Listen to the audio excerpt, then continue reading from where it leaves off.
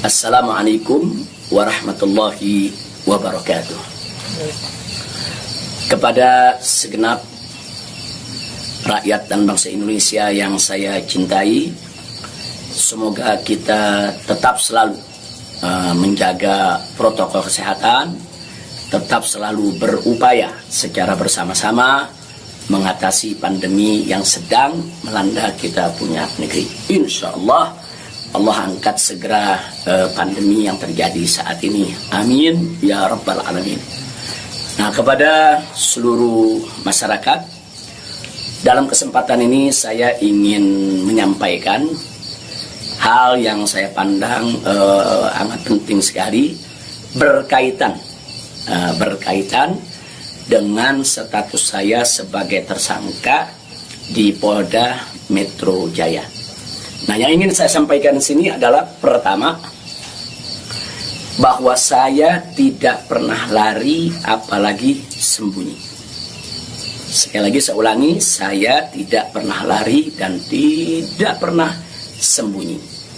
Karena selama ini pada proses pemulihan, saya lebih banyak duduk di Pondok Pesantren Alam Agrokultural Markas Syariat Megamendung.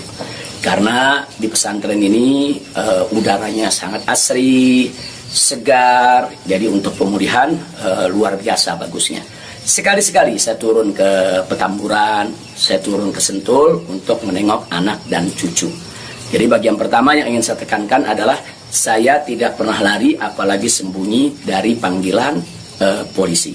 Yang kedua, saya juga tidak pernah mangkir dari panggilan Polda Metro Jaya. Nah, kenapa saya katakan saya tidak pernah mangkir? Pada panggilan yang pertama, yaitu hari Selasa tanggal 1 Desember 2020, nah, ketika itu saya tidak bisa memenuhi panggilan, saya kirim pengacara.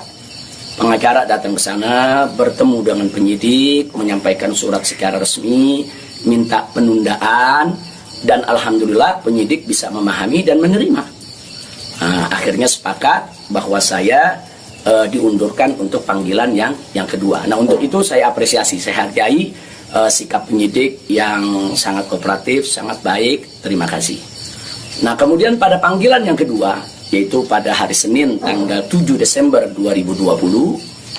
Nah, ketika itu saya melihat posisi pemulihan kita memang masih perlu penambahan sedikit waktu. Dan lagi-lagi saya tidak mangkir, tapi saya kirim pengacara saya bertemu kembali dengan para penyidik.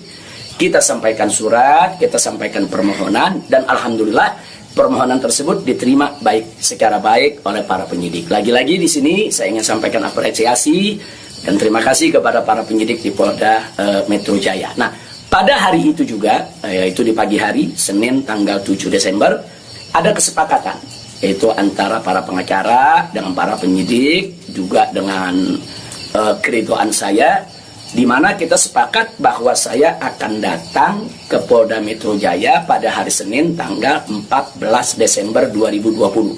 Itu sudah merupakan satu komitmen. Nah, artinya komitmen kita akan datang, insya Allah sehat walafiat, tidak ada halangan lagi. Nah, ini yang perlu kita sampaikan, dan komitmen ini kita jaga betul.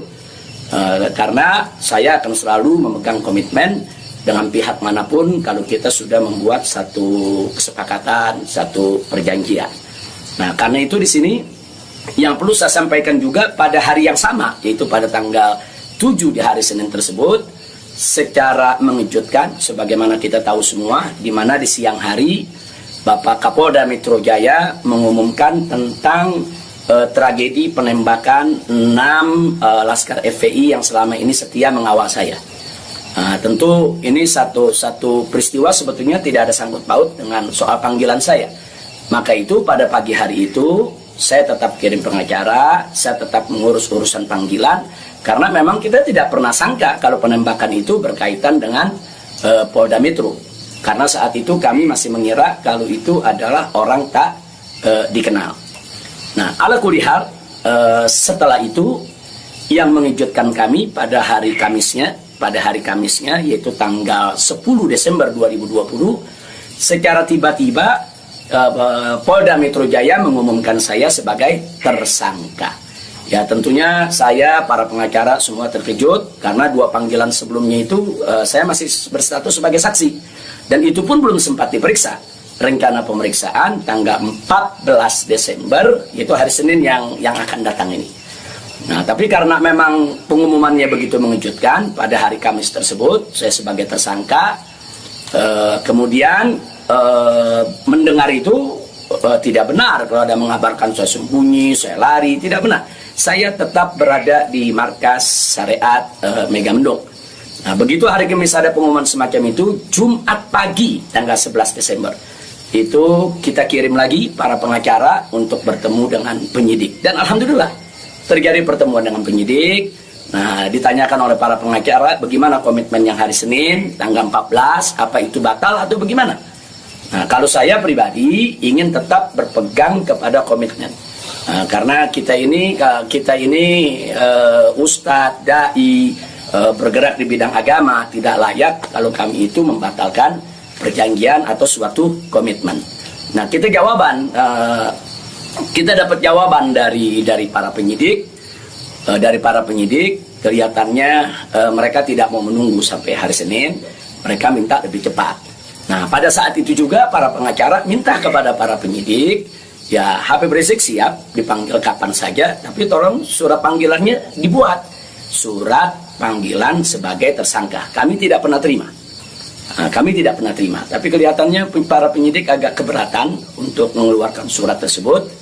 Akhirnya terjadi kesepakatan, kalau begitu cobalah bagaimana caranya supaya Habib bisa lebih cepatlah ke Polda Metro Jaya.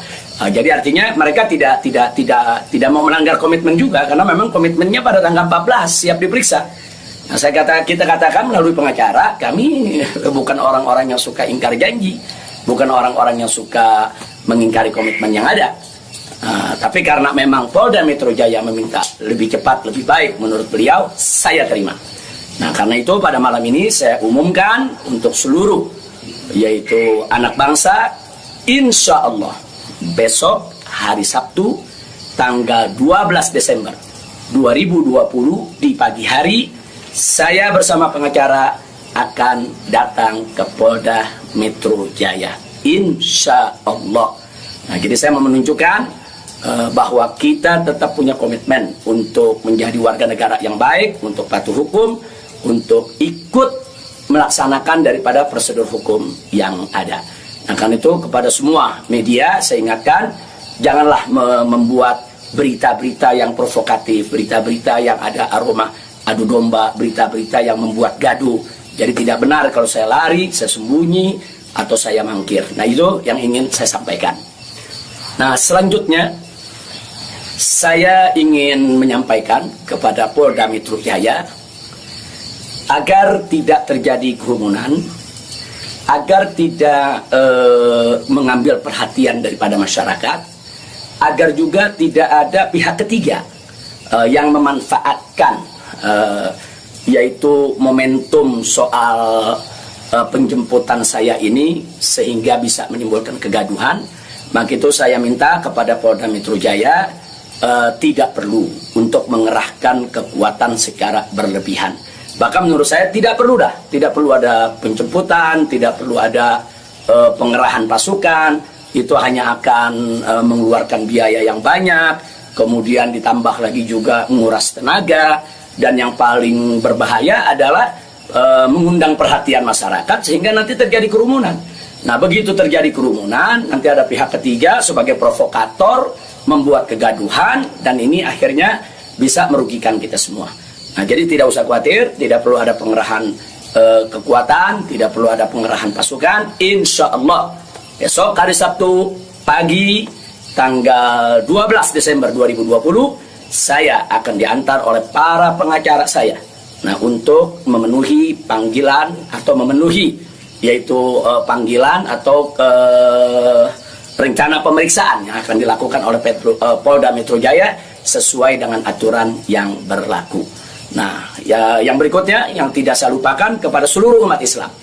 Kepada seluruh umat Islam, saya minta juga tidak membuat kerumunan.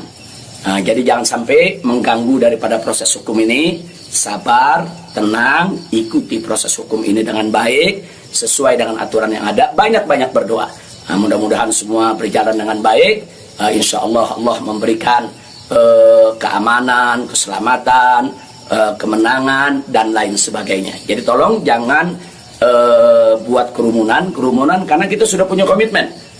Bagaimana untuk tetap menjaga protokol kesehatan, bagaimana kita bersama-sama dengan semua komponen anak bangsa yang ada untuk mengatasi pandemi di kita punya negeri. Nah, jadi sekali lagi saya ulangi kepada Polda Metro Jaya, saya minta tidak perlu untuk mengerahkan pasukan, apalagi secara berlebihan, karena akan mengundang perhatian, mengundang kerumunan, bahkan bisa memberi kesempatan kepada pihak ketiga, provokator, untuk membuat kegaduhan. Nah, ini kalau ini terjadi, akhirnya kita semua rugi.